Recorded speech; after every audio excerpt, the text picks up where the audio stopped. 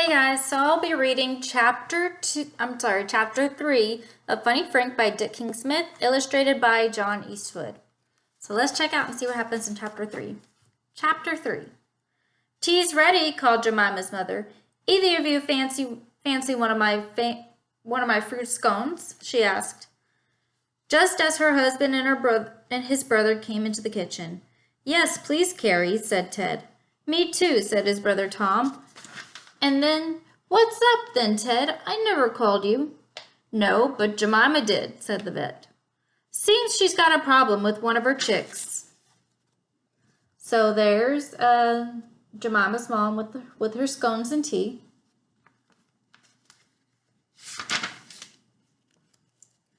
I expect you'll sort it out, said the farmer.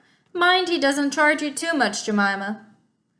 When a lot of tea had been drunk and the plate of fruit scones was empty, Jemima's father went off to start the afternoon milking. Right, said her uncle. Let's have a look at this creature of yours. Jemima went outside and took Frank out of the rabbit hutch. He's healthy enough, I think, Uncle Ted, isn't he? She said.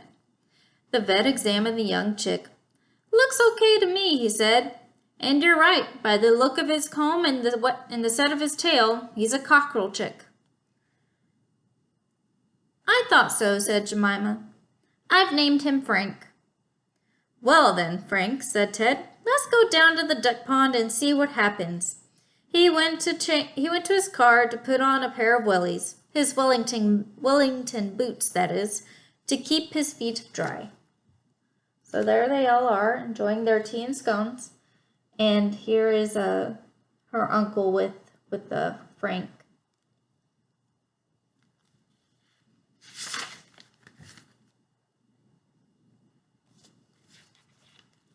As soon as Frank was put down at the edge of the pond and saw the brood of ducklings come swimming past, squeaking at him, and saw the big ducks dabbling and splashing and preening and heard them quacking happily to each other, he made up his mind. He would learn to swim. Now, it is now or never. I'll give it a go, he said to himself, and he ran straight into the water. Once out of his depth, he began to flap his little wings wildly, trying to fly. He couldn't. And kicked madly at his legs, trying to swim, which he couldn't.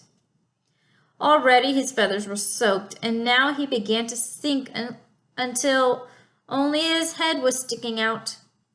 From his gaping beak came one last despairing cry. Frank, he squawked. So there they are at the duck pond, and here he is running into the duck pond.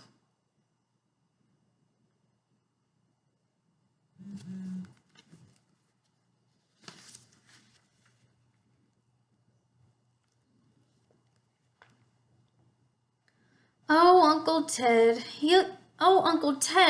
he's going to drown, cried Jemima, just as the little fleet of ducklings sailed by, crying, We told you so. No, he isn't, said her uncle. He waded into the pond and picked up the waterlogged bird. Looks like you were right, Jemima, he said.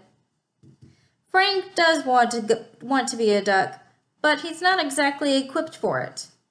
No, I know.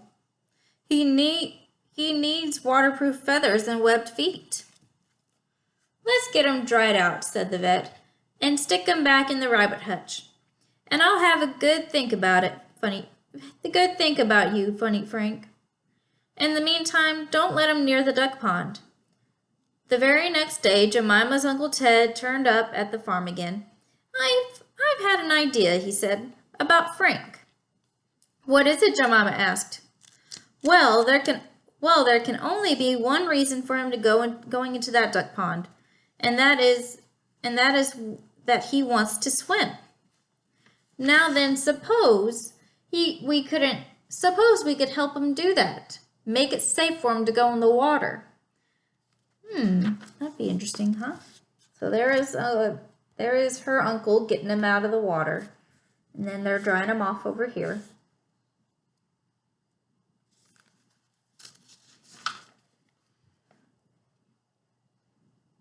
He'd be happy as a he'd be as happy as a pig in muck, Frank would, paddling around with the ducks, wouldn't he now? Oh, yes, said Jemima. But how? I mean his feathers, his feet. Tell me this, Jemima, said Ted Tap.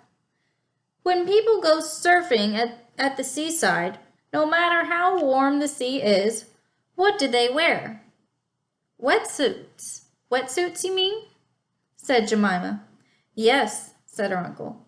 Go and ask your mom if she's got an old hot water bottle that we could spare. Interesting. So there they are. There's Jemima and her uncle talking. I wonder what they're going to come up with. I guess we'll have to find out tomorrow, in chapter 4. Anyways, I hope that y'all enjoyed that chapter, and I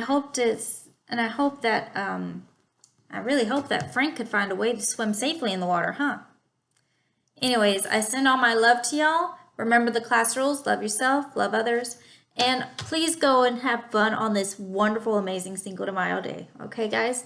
Bye.